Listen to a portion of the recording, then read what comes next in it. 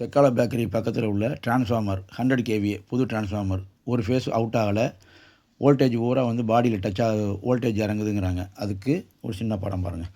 இது பிரைமரி, அந்த டிரான்ஸ்ஃபார்மருடைய primary winding, secondary winding. இது ஆர் ஃபேஸு, இந்த இருக்கும் ஆறு ஒய்இபி 3 காயில். இதில் வரக்கூடிய வோல்டேஜ் வந்து 22 kV, ஆர் ஃபேஸில் வரக்கூடிய 22 kV. அடுத்தது இது செகண்டரி, இதில் வர்றது வோல்டேஜ் வந்து எல்டி வோல்டேஜ். இப்போ நம்ம கரண்ட் கொடுக்குறதில் கொடுக்குறோம் கேட்டால் இதில் தான் கொடுக்குறோம். 22 kVயை கொண்டு கொடுத்துறோம். R phase, Y phase, B phase 3 coil இருக்கும். இந்த 3 காயிலில் ஒரு எண்டு இது ஒரு எண்டு, இன்னொரு எண்டு இந்த இருக்குது. இந்த எண்டு எப்படி கனெக்ஷனில் இருக்கும்னா இதுக்கு பேர் தான் டெல்டா கனெக்ஷன் சொல்லுவாங்க. இந்த டெல்டா கனெக்ஷன் போட்டு கொடுத்தீங்கன்னா இந்த டெல்டா கனெக்ஷன் ஒரு ஃபேஸ் வந்து நேரே கொடுத்துருவோம். ஒவ்வொரு வைண்டிங்கில் கொடுத்துருப்போம். ஒரு வைண்டிங்னாலே 2 எண்டு இருக்கும். இது ஒரு எண்டு, இது ஒரு எண்டு.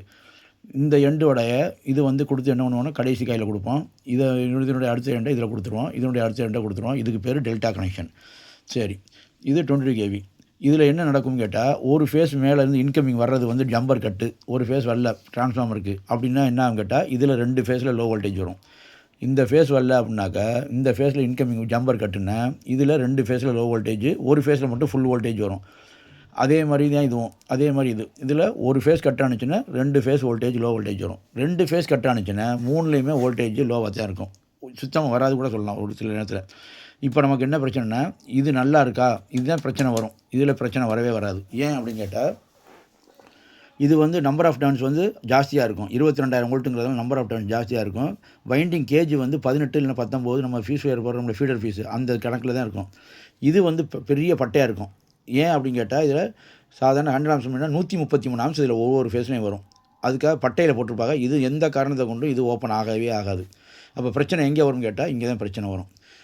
இப்போ ஃபால்ட் எங்கே வரும், இந்த இது வைண்டிங் எப்போ போகும் அப்படின்னு கேட்டால் இதில் வரக்கூடிய இன்கமிங்கில் வரக்கூடிய ஃபால்ட்டில் இங்கே டிரான்ஸ்ஃபார்மர் போகாது. உள்ளுக்குள்ளே இதில் ஃபேஸ் டு ஃபேஸ் ஏதாவது ஷார்ட் ஆனால் போகும். ஃபேஸ் டு ஃபேஸ் ஷார்ட் ஆகிறதுக்கு 100% வாய்ப்பு இல்லை. என்ன காரணம் கேட்டால் இது தனி லிம்பு, இது தனி லிம்பு, இது தனி லிம்பு. ஸோ இதுலேயும் ஃபேஸ் டு ஃபேஸ் ஷார்ட் ஆகிறதுக்கு வாய்ப்பு இல்லை. அப்போ என்ன பிரச்சனை எங்கே வரும் அப்படின்னு கேட்டால் வோல்டேஜ் இங்கே கொடுக்குறோம், கரண்ட்டை இங்கே எடுக்கிறோம், எல்டியில் எடுக்கிறோம். அப்போ இதுக்கு இன்டர் கனெக்ஷன் இருக்காண்டா கிடையாது. இதுக்கும் எந்த விதமான இன்டர் கனெக்ஷன் கிடையாது. இது தனி காயில், இது தனி காயில். இதுக்கும் எந்த விதமான ஒயரிங் கிடையாது. இதுக்கு பேர் பிரைமரி, இதுக்கு பேர் செகண்டரின்னு சொல்லுவோம். இது ஹெச்வின்னு சொல்லுவோம், இது எல்வின்னு சொல்லுவோம். இதில் வோல்டேஜை கொடுக்குறோம், இதில் கரண்ட்டை எடுக்கிறோம். இதில் கொடுக்குற வோல்டேஜ் இதில் எப்படி வருது அதுதான் நம்மளுக்கு இது. அதை தான் என்ன பண்ணுறோம் கேட்டால் மேக்னெட்டிக் ஃபீல்டு வழியாக இதில் வந்து வோல்டேஜ் இன்டியூஸ் ஆகும். அதில் வந்து அயன் கோர் வழியாக வந்து ஃப்ளெக்ஸ் உண்டாகி இதில் ஜம்ப் ஆகும். ஜம்ப்பாக இது எடுத்துரும். இப்போ ஃபார் எக்ஸாம்பிள் இது சிம்பிளாக சொல்லணும்னா இதில் ஒரு டர்ன்ஸ் சுற்றி இருந்தோம்னா இதில் 10 டர்ன்ஸ் இருக்குன்னு வச்சுக்குவோம். இதுலேயும் 10 டர்ன்ஸ் சுற்றினோம்னா இந்த 10 வோல்டேஜ் இதில் வந்துச்சு கொடுத்தோம்னா அதே 10 வோல்டேஜ் இதுலேயும் வந்துடும்.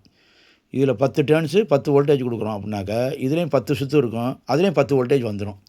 எல்லாமே மேக்னெட்டிக் ஃப்ளக்ஸ் வழியாக மியூச்சுவல் இண்டக்ஷன் பிரகாரம் வந்துடும். சரி, ரைட்டு. இப்போ நம்ம என்ன பண்ணியிருப்போம்னா இதில் 22,000 வோல்ட்டு சுற்றி இருப்போம்னு வச்சுக்கோங்க. 22,000 வோல்ட்டு. அப்போ 22,000 டர்ன்ஸை சுற்றி இருக்கோம்னு வச்சுங்க. அப்போ ஒவ்வொரு டர்ன்ஸ்லையும் ஒவ்வொரு வோல்ட்டு வரும். அப்போ 22,000 டர்ன்ஸ் இதில் இருக்கும். இதில் இப்போ என்ன பண்ணுறோம், நமக்கு 22,000 வோல்டேஜே வேணும்னா 22,000 டர்ன்ஸ் இதே காயில் இங்கேயே சுற்றினோம்னா அதே 22,000 வோல்ட்டு இதில் ஜம்ப் ஆகிடும். இப்போ நம்ம என்ன பண்ணுறோம், இதுக்கு நமக்கு வெறும் 230 வோல்ட்டு போதும். அதனால் 230 டர்ன்ஸ் மட்டும் சுற்றி அந்த 230 டர்ன்ஸில் 230 வோல்டேஜ் மட்டும் எடுக்கிறோம். இப்போ நம்ம வெறும் வோல்டேஜ் மட்டும் எடுத்துகிட்டு பேசாமல் இருந்தால் இதில் உள்ள கம்பியவே இதில் சுற்றி நம்ம 230 வோல்ட் எடுத்துடலாம். ஆனால் இதில் லோடு எடுக்கிறோம். அந்த லோடு எவ்வளோ எடுக்கிறோம் அப்படின்னு கேட்டால் ஒரு 100 kV டிரான்ஸ்ஃபார்மர் 133 ஆம்ஸ் எடுக்கிறோம். 133 ஆம்ஸ்.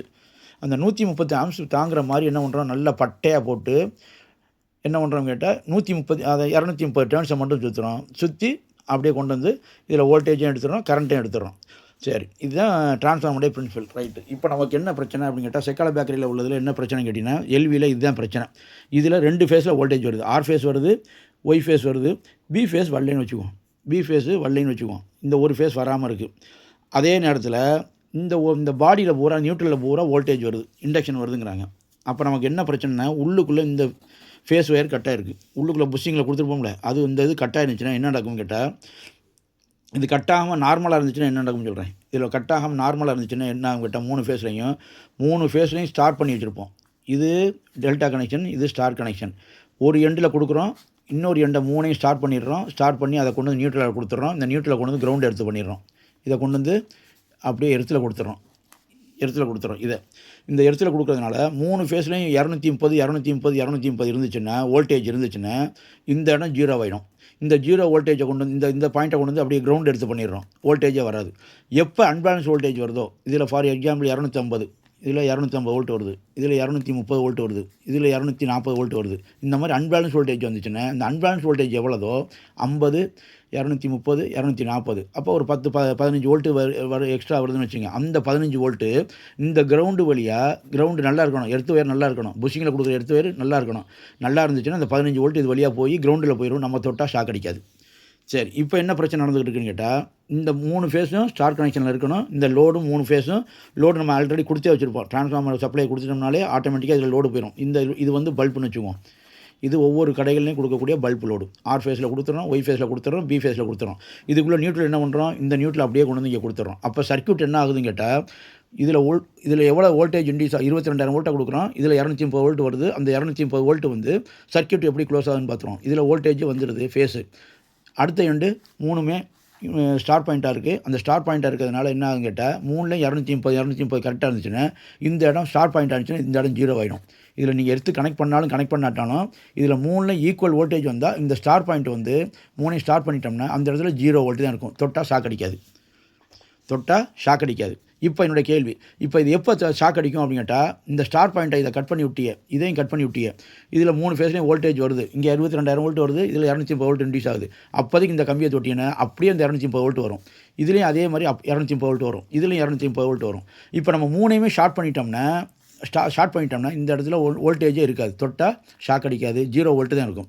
அந்த 0 வோல்டேஜ் என்ன பண்ணுறோம், கொண்டு வந்து நியூட்ரலில் கொடுத்து இதை வந்து கிரவுண்ட் பண்ணிடுறோம், எர்த்து பண்ணிடுறோம். இந்த எர்த்து பண்ணுறதுனால அந்த 0 வோல்டேஜ் வருது வச்சுலா, அந்த 0 வோல்டேஜ் வர்றப்போ அந்த சுத்தமாக ஷாக் அடிக்காது. அந்த 0 வோல்ட் அப்படியே கிரவுண்டில் போய்கிட்டே இருக்கும். ஓகே, இப்போ நான் சொல்கிற மாதிரி அன்பேலன்ஸ் வோல்டேஜ் எப்போ வருதோ, அந்த அன்பேலன்ஸ் வோல்டேஜ் 250 வந்தால் 0, 250, 240, 232 வந்துச்சுன்னா, அந்த அன்பேலன்ஸ் வோல்டேஜ் ஒரு 12 வோல்ட் வருது. அந்த 12 வோல்ட் இது வழியாக வந்து நியூட்ரல் வழியாக போய் நம்ம கிரவுண்டில் எடுத்து பண்ணாமல் இருந்தோம்னா, இந்த 12 வோல்ட் நீங்கள் தொட்டிங்கன்னா உங்களுக்கு சுறுசுறுன்னு அடிக்கும். இப்போ என்ன நடக்குதுன்னு கேட்டால், 12 வோல்ட் கிடையாது. இதில் என்ன, இந்த 12 வோல்ட் எப்படின்னா சர்க்யூட் க்ளோஸ் ஆகணும். இந்த க்ளோஸ் எப்போ ஆகும், இந்த வோல்டேஜை எடுத்து கொண்டு வந்து லோடு வழியாக ஒரு கடைகளுக்கு, வீடுகளுக்கு கொடுக்குறதுனால லோடு வழியாக ஒரு ஃபேஸை கொடுத்துட்றோம், நியூட்ரல் இது வழியாக கொடுத்துட்டோம்னா, இப்போ பாருங்கள் இதில் வோல்டேஜ் இன்டியூஸ் ஆகுது. இந்த வோல்டேஜ் வந்து இந்த லோடு வழியாக வந்து இது வழியாக க்ளோஸ் ஆகிட்டே இருக்குது. கரண்ட்டு போகுது, அதுக்கு தகுந்தாப்புல வோல்டேஜும் கரெக்டாக 230 வோல்ட் போயிடுச்சு. இப்போ இந்த இடத்துல வந்து என்ன பண்ணுறோம்னு கேட்டிங்கன்னா, 3 ஸ்டார் பாயிண்ட் இருக்கிறதுனால 0 வந்துருச்சு. அப்போ இந்த இடத்துல தொட்டால் ஷாக் அடிக்காது. இப்போ நமக்கு என்ன பிரச்சனைன்னு கேட்டால், இந்த ஒரு ஃபேஸ் கட் ஆயிடுச்சு. ஒரு ஃபேஸ் எங்கே கட் ஆயிருக்கு, வெளியில் புஷிங்கில் பார்க்குறோம், புஷிங்கில் கனெக்ட் பண்ணியிருக்கோம். இங்கேயும் புஷிங்கில் நல்லாயிருக்கு, இங்கேயும் புஷிங்கில் நல்லாயிருக்கு, இங்கேயும் புஷிங்கில் நல்லாயிருக்கு. இந்த எர்த்து ஒயர் பைப்லேயும் நல்லாயிருக்கு. ஆனால் தொட்டால் ஷாக் அடிக்குது. இப்போ அளந்து பார்க்குறப்ப கருப்புசாமி சொல்கிறது என்ன, இதில் வோல்டேஜ் வருது, இதில் வோல்டேஜ் வருது, ஒரு ஃபேஸ் வரலைங்கிறாப்புல. இந்த வரலைன்னு என்ன அர்த்தம், இதில் 230 வருது, இதுலேயும் 230 வருது, இதில் மட்டும் வோல்டேஜ் 0ன்னு வருதுங்கிறாப்புல. அப்போ இதில் 0 வருதுன்னாக்க ஹச்வி வைண்டிங் 3மே நல்லா இருக்குன்னு அர்த்தம். ஹச்வி வைண்டிங்கில் 3லேயுமே வோல்டேஜ் கரெக்டாக இருக்குன்னு அர்த்தம். இதில் ஏதாவது ஒரு வைண்டிங்கில் எங்கேயாவது இடத்துல சின்ன கட்டாக இருந்துச்சுன்னா கூட இந்த 2 ஃபேஸில் ஏதாவது 2 ஃபேஸில் வோல்டேஜ் லோ வோல்டேஜ் வந்திருக்கும். அப்போ 2லேயுமே 240 வந்துட்டாலே இந்த வைண்டிங் கரெக்டாக இருக்குன்னு அர்த்தம். அப்போ இதில் இந்த ஒரு ஃபேஸ் மட்டும் நமக்கு வோல்டேஜ் வராதனால என்னவாக இருக்கும் அப்படின்னு கேட்டிங்கன்னா, உள்ளுக்குள்ளே இந்த புஷ்ஷிங்கில் இன்னர் சைடில் கட்டாக இருக்கலாம். இன்னர் சைடு ஏதாவது நட்டு வந்து கொஞ்சம் லூஸாக இருக்கலாம். ஏதோ இந்த இடத்துக்கிட்ட வந்து வோல்டேஜ் ஒரு ஃபேஸ் வராமல் இருக்குது. அப்போ சர்க்யூட் இது ஓப்பன் ஆகுதா, இந்த சர்க்யூட் வந்து ஓப்பன் ஆகிடுச்சா, எப்படி இதில் வோல்டேஜ் வெளியில் கொடுத்துட்டோம், இதை கொண்டு வந்து கொடுத்துட்டா இந்த நியூட்ரல் இருக்குல்ல, இந்த நியூட்ரலுக்கு 3 ஃபேஸ் வந்தால் தான் இந்த இடம் 0 பொட்டன்ஷியல். இதில் வோல்டேஜ் வந்துருச்சு, இதில் வோல்டேஜ் வந்துச்சு, இந்த வோல்டேஜ் வரல இல்லை. இது வராதனால என்ன ஆகும் கேட்டால், இதில் அன்பேலன்ஸ் வோல்டேஜ் 230 வோல்ட் அப்படியே இதில் வந்துடும், நியூட்ரல் வழியாக வந்துடும். இதில் நம்ம என்ன பண்ணியிருக்கோம், சர்க்யூட்டை க்ளோஸ் பண்ணல. ஏன் க்ளோஸ் பண்ணல அப்படின்னு கேட்டால், இந்த ஃபேஸ் மட்டும்தான் வருது. இந்த ஃபேஸ் உள்ளுக்குள்ளேருந்து வரல. நமக்கு இந்த ஃபேஸு உள்ளுக்குள்ளேருந்து வரல. இந்த இதுக்கு எப்போ என்ன வோல்டேஜ் வருதுன்னா, இந்த அருக்கு வச்சு அன்பேலன்ஸ் வோல்டேஜ் 230 வோல்ட் அது கிரவுண்டு வழியாகவும் போகும், இது வழியாக வந்து இந்த ஃபேஸில் வந்து நிற்கும். இது சர்க்யூட்டை எப்போ நம்ம க்ளோஸ் பண்ணுறோமோ அப்போத்தான் இந்த இடம் 0 ஆகும். அப்போத்தான் இந்த இடத்துல வந்து வோல்டேஜ் இதாகி இந்த இடத்துல 0 பொட்டன்ஷியல் வரும். அப்போத்தான் இந்த இடத்துல வந்து எடுத்து ஷாக் அடிக்காது. மற்றபடி நீங்கள் எவ்வளோ தான் எடுத்து பைப்பை போட்டு இது பண்ணால் கூட, தண்ணியை ஊற்றி இது பண்ணால் கூட வராது. என்ன காரணம் கேட்டால் இந்த இடம் ஓப்பன் ஆகிடுச்சு.